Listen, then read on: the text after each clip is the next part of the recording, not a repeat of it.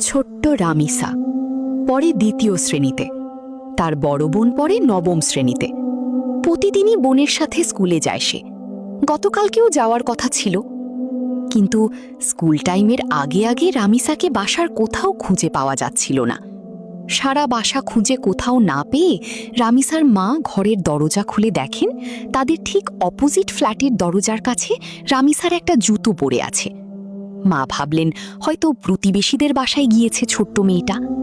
তিনি দরজায় নক করলেন, একবার, দুইবার, তিনবার, কিন্তু কোনো সাড়া শব্দ পেলেন না। আরও জোরে নক করলেন, ধাক্কা দিলেন দরজায়, কিন্তু না, কোনো আওয়াজ পাওয়া যায় না। মায়ের মনে সন্দেহ দানা বাঁধতে শুরু করে। মেয়ের জুতো পড়ে আছে একটা, আরেকটা তাহলে কোথায় গেল? আর এই বাসা তো তালাবদ্ধও না, তাহলে কেউ সাড়া শব্দ করছে না কেন? রামিসার মা জোরে জোরে ধাক্কা দিতে থাকেন দরজায়, চিৎকার করতে শুরু করেন।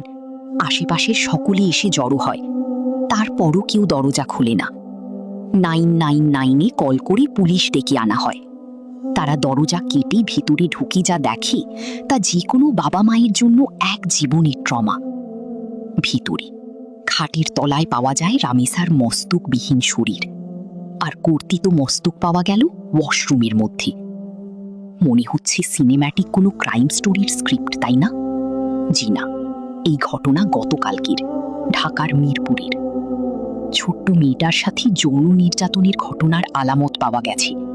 যে নৃশংস নরাধম এই ঘটনা ঘটিয়েছে তার নাকি এই ধরনের বিকৃত চাহিদা রয়েছে। সবচেয়ে বেদনাদায়ক ব্যাপার কি জানেন? এই ঘটনাটায় ওই নরাধমকে সহায়তা করেছে তার নিজের বউ। একটা মেয়ে মানুষ কিভাবে হতে দিল একটা বাচ্চা মেয়ের সাথে এই কাজ? এই ঘটনা কি ব্যাখ্যা আপনি দাঁড় করাবেন? আইয়ামে জাহিলিয়াতের যুগে বাচ্চা মেয়েদের জীবনকে পুঁতে ফেলা হতো। এখন এই আইয়ামে জাহিলিয়াত থেকে বাঁচতে আমরা যারা মেয়েদের বাবা মা আছি, মেয়ে সন্তানদের আমরা কি আবারও জীবন্ত পুঁতে ফেলা শুরু করব?